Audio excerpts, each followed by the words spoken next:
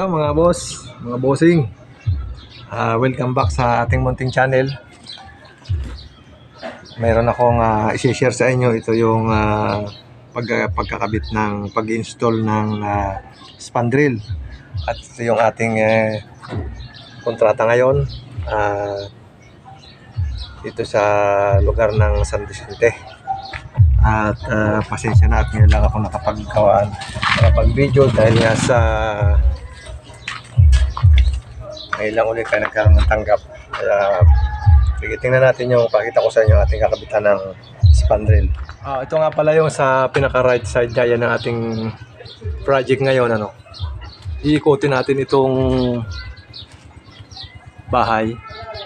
At ito yung ayan, yan yung ating kakabitan. Ito yung pinakaharap. At ito yung pinaka right side. Right ba ito? Left pala. Left side. Andun yung right side. Ayun dito tayo dadaan. Titingnan natin.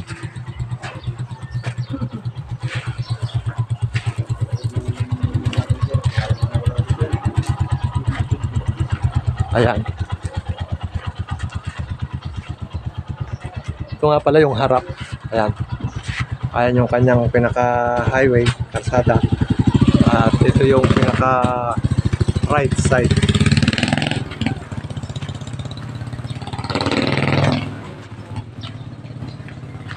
Ayan ito yung ating lalagyan ng spandrel.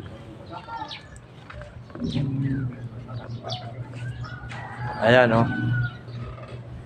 ito yung pinakalikod. Titingnan natin yung design ng bubong para ayun, ito yung sa likod. Ayan yung sa likod.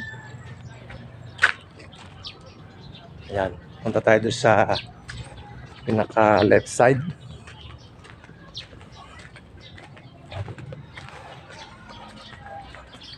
Ito. Ayun. Ito yung likod.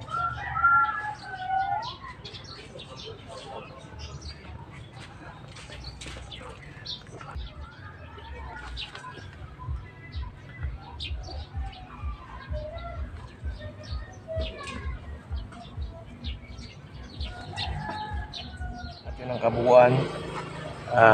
Ito nga pala, kung bago ka pa lang sa aking channel, paki-subscribe po at paki-share at paki-pindot ng inyong notification bell para patuloy po tayong update sa ating mga video gagawin.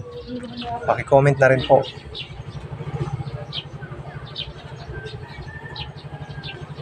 Yan yung bahay. Yan yung ating kontrata, spandrel. Titingnan natin yung ang kulay nga pala nito ay kulay puti. Ayan. Ito yung ating spandrel. Kulang pa yan. Meron pa dun sa may darating pa. Ito yung ating tingnan natin yung mga accessories nito. Ito nga pala yung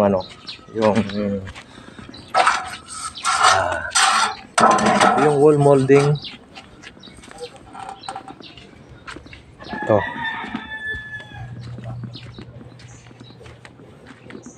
yung ating wall molding.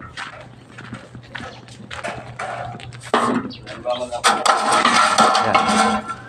Dito nakapasok yung ating spandrel. Meron din tayong yung ventilation. Ito Maligo ka doon. Yan. Sumabay ka muna sa akin at maliligo ka. Yan. Ventilation. At ito ay dito nakalagay. Yan. Sumabay ka sa akin. Diyan siya nakapatong. Maligo ka muna sa gilingan. Okay guys, yan lang muna ang ating video, yung umpisa. Susunod dito yung meron na tayong naikabit na ating pakikita sa inyo. Okay guys, maraming salamat. Huwag niyong kalimutan mag-subscribe.